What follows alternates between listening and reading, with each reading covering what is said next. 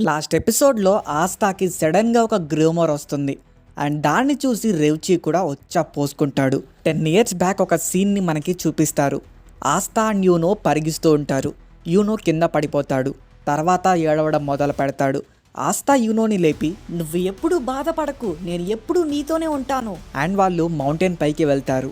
You know and ఆస్తా sister lily తెచ్చిన food తింటూ sister లిల్లీని ఆస్తా ఇలా అడుగుతాడు, "చాలా అంటే చాలా బాగుంది, నేను పెద్దయ్యాక నన్ను పెళ్లి చేసుకొని నాకు వండి పెడతారా?" సిస్టర్ లిల్లీ, ఈ ఫుడ్ ని ఫాదర్ చేశారు, నువ్వు ఆయన్ని పెళ్లి చేసుకుంటావా?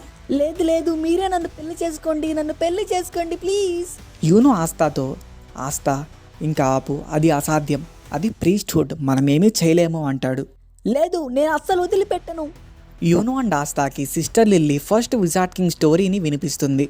అందులో అతను డీమన్ని ఏ విధంగా చంపాడు అని. ఆస్తా, అసలు విజార్డ్ కింగ్ అంటే ఎవరు అండ్ ఏం చేస్తారు? సిస్టర్ లిల్లీ ఇలా చెప్తుంది, విజార్డ్ కింగ్ వల్లే క్లోవర్ కింగ్డమ్ ఇప్పుడు ఇంత ప్రశాంతంగా ఉంటుంది. అండ్ కింగ్ తర్వాత ఎవరైనా కింగ్డమ్ లో ఇంపార్టెంట్ పర్సన్ అంటే అది విజార్డ్ కింగే. అయితే నేను నెక్స్ట్ విజార్డ్ కింగ్ ని అవుతాను. దాన్ని విన్న you know and sister lily shock లో ఉండిపోతారు. అండ్ యాక్చువల్ గా ఈ కాన్వర్జేషన్ స్టోరీ చెప్పిన నెక్స్ట్ డే జరుగుతుంది. ఆస్తా ఇలా అంటాడు, ఎందుకంటే విజార్డ్ కింగ్ అందరినీ కాపాడుతాడు, ఇంకా డీమన్స్ ని చంపుతాడు, అంటే చాలా స్ట్రాంగ్ ఇంకా కూల్ పర్సన్.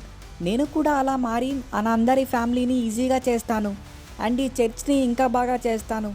కానీ నేను విజార్డ్ కింగ్గా మారాక మీరు నన్ను పెళ్లి చేసుకోవాలి. అండ్ సిస్టర్ లిల్లీ, నేను నిన్ను ఎప్పటికీ పెళ్లి చేసుకోను. నెక్స్ట్ సీన్ లో వింటర్ సీజన్ వచ్చేసి ఉంటుంది.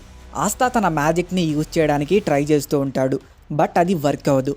ఆస్తా సిస్టర్ లిల్లీతో, నేను మీకు హెల్ప్ చేస్తాను. సిస్టర్ లిల్లీ, థ్యాంక్ యూ ఆస్తా, కానీ నన్ను పెళ్లి చేసుకోవాలి. సిస్టర్ లిల్లీ, అవసరం లేదులే. నాకు అర్థం కావట్లేదు, వీడికి గట్టిగా అంటే 10 years లేవు, అప్పుడే పెళ్ళి కావాలి అంటున్నాడు. అండ్ ఇంకా వీడికి మ్యాజిక్ పవర్ కూడా లేదు.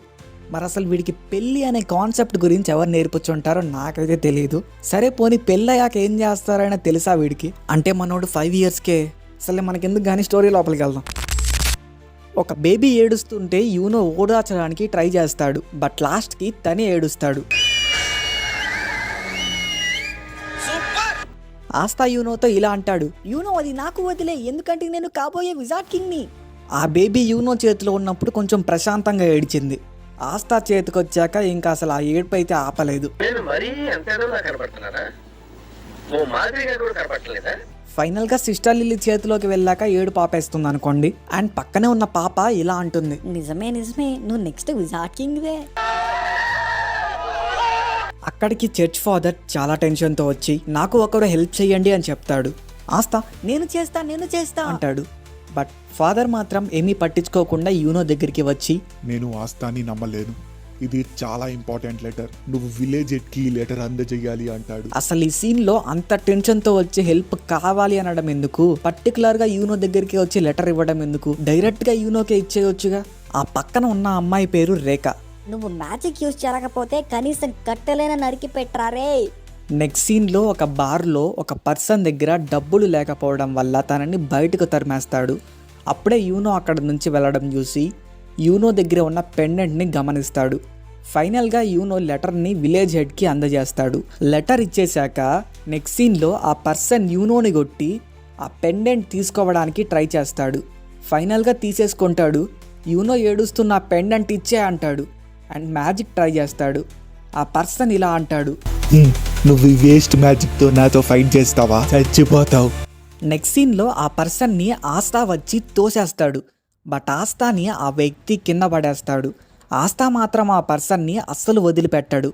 ప్రతి ఒక్కసారి ఆస్తాని ఆ వ్యక్తి కొడుతూ ఉంటాడు. బట్ ఆస్తా మాత్రం ఆ వ్యక్తిని అస్సలు అక్కడి నుండి వెళ్ళనివ్వడు. అది డేంజర్ అవుతుందేమో అని తెలిసి ఆ పర్సన్ యూనో యొక్క పెండెంట్ని అక్కడే పడేసి వెళ్ళిపోతాడు. ఆస్తా కింద పడిపోతాడు. ఆస్తా దగ్గరికి యూనో వచ్చి, సారీ ఆస్తా, ఇదంతా నా వల్లే జరిగింది, నువ్వు ఏమీ బాధపడకు, నేను ఎప్పుడు కూడా నీతో ఉంటానని నీకు ముందే చెప్పాను కదా, నేను ఎప్పుడు నీతోనే ఉంటాను. ప్రెజెంట్లో యూనో ఇదే ఆలోచిస్తూ ఉంటాడు.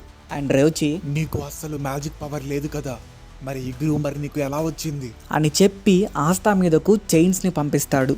బట్ ఆస్తా తన దగ్గర ఉన్న స్వాడ్తో ఆ మ్యాజిక్ని కట్ చేసేస్తాడు.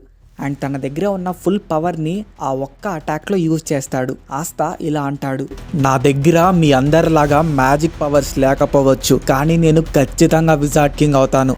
రేవ్చీని గాడ్ కేస్ కొడతాడు. అండ్ తర్వాత, నేను ప్రతిరోజు నా బాడీని ట్రైన్ చేశాను, ఈరోజు నాకు నా బాడీ యూజ్ అయింది.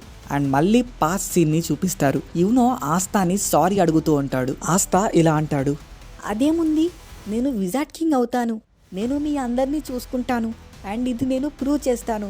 ఒక పేదవాడైనా లేదా ఒక అనాథ మంచి మనసుతో ఏమైనా చేయొచ్చు అని ప్రూవ్ చేస్తాను.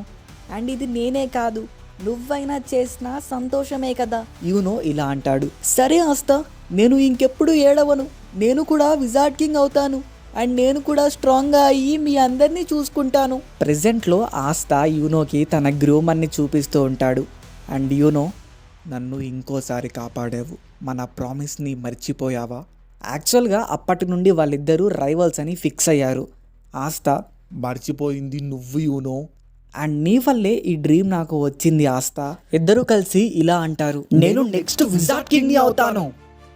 వీడియోని ఎండ్ వరకు చూసుంటే థ్యాంక్ యూ గైస్. వీడియో మీకు నచ్చిందని అనుకుంటున్నాను. వీడియో నచ్చితే డెఫినెట్గా ఛానల్ని సపోర్ట్ చేయండి. డిఫరెంట్ వేలో ఎక్స్ప్లెనేషన్ని స్టార్ట్ చేద్దామని ఈ వేలో అయితే చేశాను. ఎలా ఉందో కామెంట్ చేయండి. అండ్ నెక్స్ట్ వీడియోస్ నుంచి ఇంకా చాలా ఇంప్రూవ్మెంట్స్ అయితే తీసుకొని వస్తూ ఉంటాను. సో ఛానల్కి ఎప్పుడు కూడా మీ సపోర్ట్ ఉంటే ఇలాంటివి మనం మరెన్నో చేద్దాము. అండ్ ఇప్పటి నుండి కన్సిస్టెంట్గా వీడియోస్ కూడా వస్తాయి. సో మరి ఉంటాను, బాయ్ బాయ్.